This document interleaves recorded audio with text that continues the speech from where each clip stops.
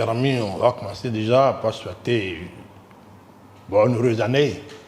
Happy New Year pour le peuple du monde.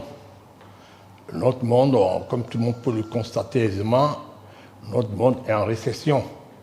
Récession économique, sur le plan géopolitique, c'est le fondement du système.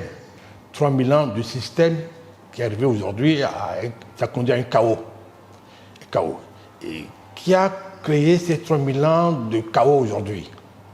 On peut accuser deux pouvoirs. Le pouvoir religieux, les trois religions du livre d'Abraham, qui ont décidé que c'est eux le pouvoir spirituel, ils sont les représentants de Dieu sur la terre, et le pouvoir temporel qui sont les États. Et parmi ces deux pouvoirs, ils ont tous un animal totémique, qui est presque identique. C'est l'hyène, c'est le prédateur, qui mange tout le temps la chair fraîche, et toujours continue de manger. L'hyène, c'est qui? L'hyène, c'est le prédateur. Il mange le sang frais. Il n'est pas comme le lion. Le lion mange de tout ce qui est mort. Le panthère aussi, lui, il mange tout ce qui est frais. Donc ces deux pouvoirs ont dépossédé les États, les autres États, avec le droit international comme raison, comme pouvoir judiciaire. Donc ça veut dire que l'Africain n'a aucun droit de vie et de mort. Le pays africain qui possède des ressources, on peut venir les déposséder. On a vu récemment encore, le prédateur s'est levé, Venezuela, quel pays encore? Gaza, aujourd'hui, Nigeria, ils sont prêts à déposséder les gens. Donc nous sommes rentrés dans une nouvelle année 2026, qui c'est une année difficile. Pourquoi? Sans faire la numérologie, le nombre 2026, c'est le nombre 10, le nombre d'idées 10, qui parle de récession, contrôle, blocage, emprisonnement. Mais le nombre 10 laisse un aspect spirituel qui est important de l'humanité. Quel oracle? C'est le nom de l'oracle. Avant de venir à l'oracle, je reprends ta question de la fête Saint-Sylvestre, qui est la fête du Nouvel An. C'est l'Église catholique, c'est Jules César, le grand pontife, qui a décrété que l'Église catholique est la religion romaine, la religion du monde. Et Saint-Sylvestre était un pape, un des premiers papes qui a fait le concile de Nicée en 325, qui a déclaré que Jésus est fils de Dieu. Saint-Sylvestre. Donc, on a collé la fête du Nouvel An à Saint-Sylvestre. Et plus tard, le pape Grégoire XIII, je crois, qui a décrété que le 1er janvier sera la fête du Nouvel An. D'accord. C'est eux qui ont décidé. L'Occident a accepté, l'Afrique n'a pas de mots. Et tout ça, est-ce que c'est des mensonges? Non, on ne peut pas dire mensonges, mais c'est que des reflets. Peut-être un reflet, c'est mensonge. Ils ont renversé les valeurs. Ils ont créé un peu l'imaginaire. Dans ce mensonge, il y a des vérités cachées qu'on va essayer de révéler à travers la tradition de Tado, de l'Afrique occidentale, la sagesse d'Ifa, que je maîtrise mieux.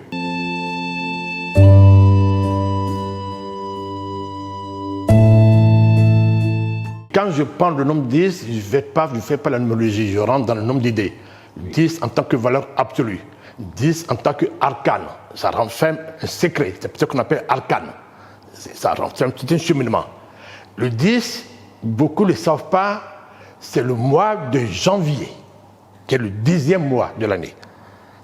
C'est pas 1er janvier, c'est pas vrai. Quand on compte à partir du bélier, le premier signe d'astrologie, qui est le 1, le 9e mois est le nombre de décembre. Le 9, sur le plan absolu, en tant qu'arcane, est le vierge. C'est juste, c'est le nombre de juste, qui annonce quoi? Les yeux rouges pour l'humanité.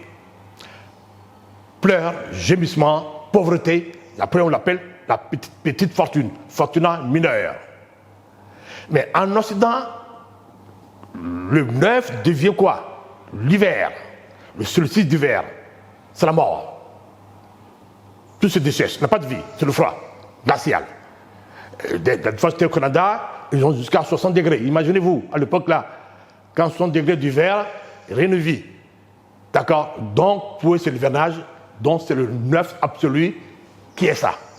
Quitter ce hivernage, le froid glacial, ils ont imaginé la lumière du soleil, lumière qui vient porter un réconfort au cœur. d'où le symbolisme de l'enfant Jésus, la lumière de Dieu, le soleil qui apparaît dans ce côté froid, cette grande tristesse, Noël est né. Et c'est l'imaginaire. Et ça continue. Donc je dis, si on peut passer Noël, qui apporte le nouveau souffle, un nouveau départ, le 1er janvier sera la fête du Nouvel An, la fête de Saint-Sylvestre, ou bonne année. Les peuples du monde vont souhaiter les bonnes années pour un nouveau départ. Mais quand je remets ça dans la pensée du nombre 10, le 10 est le nom de la roue de Pythagore. Pythagore, c'était un grand philosophe grec que tout le monde connaît. Son nom, Pythie. Pythie veut dire l'enfant de l'oracle. Donc le 10 annonce déjà l'oracle. Janvier annonce l'oracle. Au nouveau départ, donc chaque individu doit retourner à l'oracle, comme la loterie, pour un nouveau départ. Appuyer sur la gâchette pour voir quel est le nombre qui vont accompagner l'année nouvelle, vont apporter plus de bonheur, moins de tristesse, voilà, plus de joie. Donc janvier est l'année de l'oracle, c'est le 10e mois qui annonce l'oracle, d'où l'importance de l'oracle, d'où l'importance de la divination au mois de janvier.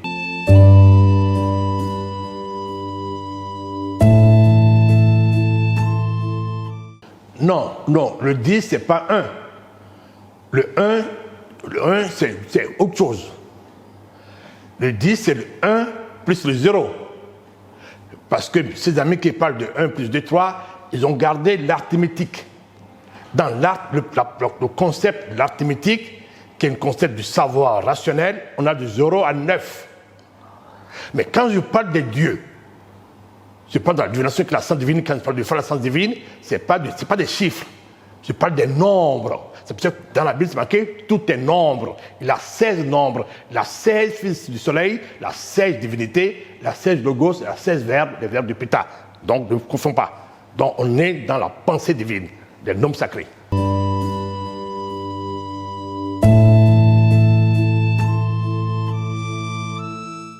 Oui, la Saint-Sylvestre dans les pays africains, c'est le moment où nos anciens ont décidé que les enfants doivent aller à l'oracle, interroger le nouvel an.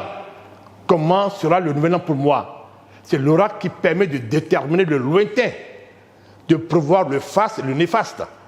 Donc, à partir de l'oracle, le signe de l'oracle, on peut savoir comment je peux me préparer, comment je peux rentrer dans la nouvelle année. Est-ce qu'il y a des purifications, des cérémonies à faire? Comment je vais me modeler? Quel comportement adopter pour vivre pleinement cette nouvelle année 2026? Voilà. C'est important, donc l'oracle, janvier annonce ça. C'est pour ça que d'ailleurs, le 6 janvier est la fête d'Épiphanie qu'on appelle la fête des rois mages, qui sont les Bokonos, c'est les Oulouo. C'est ça, c'est pour ça que le 6 janvier est nommé pour ça.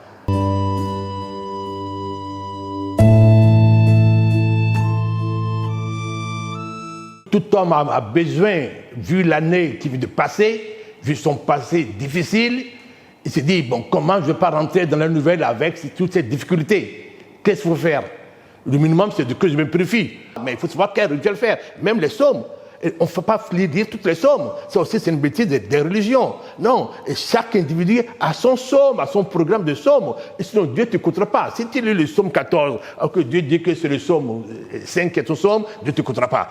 Dieu est juste. L'amour est juste. L'harmonie, c'est l'équilibre, c'est la voie juste. Chacun doit voir la voie juste pour l'année 2026, pour que Dieu écoute tes plaintes, Dieu écoute tes supplications, pour que Dieu vienne en ton aide. C'est pour ça que l'oracle est important. À travers l'oracle, il a un signe qui est important qu'on appelle au Baramedi, qui est le signe de la patience. La sagesse, c'est l'attribut de la patience. Qu'est-ce que ça veut dire? Être patient, c'est pas la rationalité n'est pas patient. Être patient, c'est savoir ce qui est caché, ce qui est lointain. C'est pour ça que l'oracle permet de déterminer le faste et le néfaste. Donc l'année nouvelle 2026, comment l'année sera pour moi? Quel est son cheminement? Quel est son microcosme? Quel est son univers?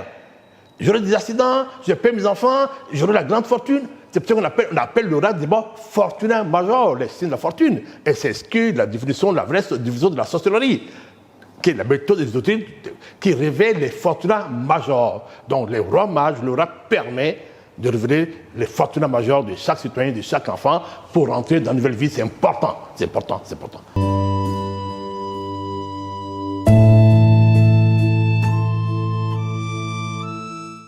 C'est unique, Dieu est unique, d'accord? Mais Dieu est unique, mais chaque individu est unique aussi. Les peuples du nord de l'Europe, ils fêtent Noël. Ils ont l'oracle, la divination de Diodin. J'ai écrit un livre sur ça. Les Diodins, les runes sont là. Et chaque année, l'Europe du Nord, ils font des rites. Et toute cette religion chrétienne vient de la religion païenne, qui est la mère de toutes les religions. Et quand on parle de la Vierge Marie, on parle de quoi? Quand on dit les rois mages, tout à l'heure, je parle du nombre 3. Le 3 est le nom de la Vierge Marie. Quand je parle de Vierge Marie, beaucoup voient que la mère du Christ, en réalité, ce n'est pas vrai. La Vierge Marie, on dit Ave Maria. Il faut ajouter Ave toujours. Quand on dit Maria, c'est que la Marie de Bénédicte Marie qui est ici. Non, il faut ajouter à l'Ave. Quand on ajoute Ave, ça change complètement. La vibration de Marie, ça devient Ève. La première femme, la femme primordiale. Ève est l'Élohim créé à l'image de Dieu. Ève est Dieu, Adam et Ève. Donc on fait référence à Ève, à l'origine. Et tous les peuples, c'est qu'au départ, c'était l'Élohim, Adam et Ève. Donc Noël, les rois mages, toute la divination provient de là. C'est pour ça que le nombre 3 désigne les 3 mages, qui est Caput Draconis. La preuve de la traduction de Nago du Bénin, on a les Oboni, qui dit Meta, 3-3. 3, le symbole sacré de la déesse féminine.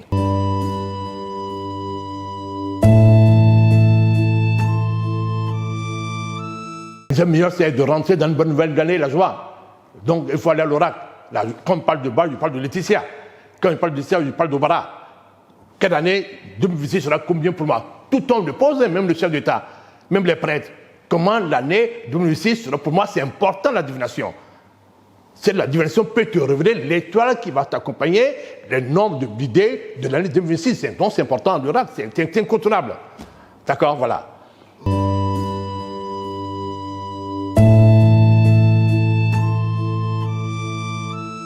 Au fait que ce que tu dis, je comprends, parce qu'au Bénin, on a des fétiches à qui on rend des cultes. Voilà, il faut qu'on explique ça aussi aux gens. Parce que souvent, j'écoute mon ami qui en parle souvent de la théogonie du peuple romain. Il compare le dieu Déméter, Zeus, Apollon et tout le reste à nos 4 divinités, Rémisso, Tarosso, Sakwata. C'est une bêtise. C'est une bêtise. Quand on parle de Zeus, on ne l'a pas créé. Les Romains n'ont pas, les Grecs n'ont pas créé Zeus. C'est le grand Dieu. C'est le grand Dieu et c'est lui qui gère tout l'Olympe. D'accord, c'est vrai que Zeus, le nombre sacré, le nombre d'idées de Zeus, dans leur imaginaire, ils ont choisi le nombre 9. Absolu. Le 9 est l'ermite, le vieillard, qui est au-dessus de tout le monde. Le sage, qui est dans l'isolement. D'accord? Mais nous, dans la tradition Jatodo, Bénin, nous, on a pris le 9, le vieux vieillard Rébesso, on a nommé Rébesso. Parce que pourquoi? Parce que tout ce qui est l'élément, tout ce qu'on voit sur la terre, le ciel, personne ne voit le ciel. Le grondement qui sort, qui vient du ciel, avec l'éclair, nos grands-pères ont nommé Rébesso. Donc ils ont dit, bon, on ne connaît pas ce mystère, comment l'apaiser? Ils ont dit, bon, on va lui rendre un culte. Donc ils l'ont densifié. Mais la meilleure éducation, la plus simple de Rébesso, c'est la pierre du tonnerre. Ça suffit. Et 9 graviers. Après, quand tu prends des cailloux de 9 graviers, on voit l'éclair du soleil. L'éclair de Rébesso déjà. Mais d'autres l'ont densifié en correspondance d'analogie. En remenant sur le plan élémentaire, les 4 éléments, on choisit les feuilles, les plantes, les oiseaux qui font pour mettre ça dans une canarie, mais ça crée que des larves chichiques. La durée de vie, c'est 6 mois. Les cafards, c'est tout. Quand on parle souvent aussi de l'énergie, tout n'est pas énergie, c'est un mensonge. Tout le monde emploie l'énergie à tout moment. Non. Ce que nous créons comme fétiche, ça crée quoi? Il y a une phase vitale. Mais c'est que des vers de terre. Les vers de terre donnent quoi? Des cafards. C'est une vie, non? C'est une vie vitale qui ne dure pas. Cette vie ne peut pas nous animer. Donc les 4 éléments ne peuvent pas apporter quelque chose à nos ancêtres, aux Africains. Nos ancêtres savaient que derrière le Rébesso, il y a quelque chose de supérieur, qui est déterminé par le signe de Fa, l'Osemedi. Quand on parle du Sakwata, le Sakwata, parmi les 16 signes de Fa, le Sakwata a 4 signes de Fa. Il y a le Tiemedi qui parle de ver de terre. Il y a Turpin qui parle de Sakwata en tant que montagne. Tout Sakwata n'est pas terre, non. Et Tiemedi déjà qui parle de ver de terre, parle de l'eau aussi, parce que qui porte la terre? C'est l'eau qui porte la terre. La durabilité de la terre, c'est l'eau. Le soin pourri, coule, c'est l'eau. Pas que la terre, Dieu raconte des conneries. Les blancs disent l'eau, terre, les gnomes, tout ça. Nous, on confond tout. Il ne faut pas prendre la pensée de l'Occident pour l'imposer. Nos ancêtres avaient une grande connaissance. Les blancs ont que le savoir. La connaissance dépasse le savoir. Mais pourquoi aujourd'hui on veut être rationnel? La rationalité ne peut pas nous rendre des spécifiques. Nous sommes des uniques. La rationalité nous impose un enseignement omnibus. Nous sommes formatés. Des milliards de populations ont le même savoir. C'est pour ça qu'aujourd'hui, l'Occident arrivait à nous numériser, à nous robotiser avec l'intelligence artificielle. Ici, aujourd'hui, nos professeurs d'université pensent que le sacré aussi doit être rationnel, doit être numérisé. Je dis, c'est grave pour le monde. On ne s'en sortirait jamais. D'accord? Donc, je parle de Rebezo, je parle de Zapata, je parle de Torosu même. Dans la tradition africaine, même quand on parle de Torosu, les gens ne savent pas ce que c'est. Non, les gens ne savent pas ce que c'est. Beaucoup ne savent pas ce que c'est. Le Torosu, ce n'est pas l'enfant qui est mort-né. Non, ce n'est pas vrai, c'est un mensonge. Non. Le Torosu, d'abord, est le signe de Fa Kamedi. C'est le roi des Aoussa. Le roi des Aoussa, c'est Kamedi. Et Kamedi est le 7. Le 7 est le cible sacré. Tout revient au 7. C'est pour ça que le Torosu est fort. Il coule les bateaux, coule les maisons, coule tout le monde. Sur le plan végétal, j'ai dit la dernière fois, la deux symbolistes sur le plan végétal, le bambou. C'est le plan végétal. La calebasse. C'est pour ça que chez nous en Afrique, on prend la calebasse de libation. C'est pour ça que les cardinaux portent la calebasse. C'est Carmédie qui dit que je suis le véhicule de l'âme. Mais quoi dans son cas, quand tu prends une calebasse, donc tu peux parler avec Dieu. Ça, c'est Carmédie. C'est pas un torsu, un enfant borné. Il raconte qu'on est ça, rien du tout de ça. D'accord. Et Carmédie est le père de Zongo. C'est parce que en divinité, on peut dire, comme dit aujourd'hui, les Inquitors, les divinités des Inquitors portent 2 cornes sur la tête. C'est Kamedi, ça. Les 2 cornes, symbole d'Abla. Le cas est toujours couronné par Abla. Ça va ensemble. Ce n'est pas une affaire de mort-né, il a de conneries. Et ça n'a pas à faire avec Déméter, ça n'a pas à faire avec Diane, Apollon, tout ça. Non, c'est des bêtises. Non. Il ne faut pas choisir les mots de l'Occident pour se faire tromper les gens. Encore, on peut parler de quelque chose du 7, parce que quand je parle du 7, je vais revenir sur ça, je vais aller sur ça maintenant. Quand on parle de germinal, ça vient du mot germer. D'accord? Des bourgeons. D'accord. Germinal veut dire 7e jour. Une femme qui est enceinte, la grossesse, à partir du 7e jour, qu'on peut consulter cet embryon, qui est l'enfant, le bébé, le futur germinal. Moi, mon grand frère, maman est enceinte de lui, des maladies, toute femme sait que des maladies, l'enfant va vivre, pas vivre. Mais les Bokono ont interrogé le fa de l'enfant, le fa germinal. Ils ont vu ainsi, ils ont fait les sacrifices appropriés. À l'âge adulte, quand lui, moi, il est parti au Zoom pour faire le fa, les Bokono, les sages, d'autres ont oublié même que c'était le bébé qui était dans le ventre de sa maman, ce fœtus, pour qu'on a fait le fa germinal. On a été au zoo, bizarrement le signe qui est sorti, un des vieux dit, ben, on a vu ceci une fois déjà dans cette maison. Mais à ma maman, mais c'est l'enfant que tu portais à l'époque? Bon, ouais, le fa. Heureusement que le fa, c'était chez le grand-père. Aller chercher le fa qu'on a fait, on prend le signe de fa, c'est le même signe. Donc le signe germinal peut être le signe adulte aussi. C'est ça. Maintenant, comme on parle de mots somatiques, ça encore, je rigole. C'est quoi le somatique? C'est le physique, c'est le corps. Non, il faut arrêter. Il faut arrêter les baratins. Non, on ne peut pas être rationnel en disant des mots français, européens pour tromper le peuple. C'est pas la rationalité, ça. Non, je dis non. Ramenons les choses dans notre langue pour mieux comprendre le sens profond. C'est pour ça que j'ai dit la dernière fois, la rupture, on comprend ce que le couteau. On comprend pas. Ramenez les choses dans notre langue. D'accord? Oublions, laissez la théogonie des Grecs, des Romains, laissez-les où ils sont, venez à la tradition du fait qu'est notre tradition. D'accord? Voilà, l'Afrique va grandir.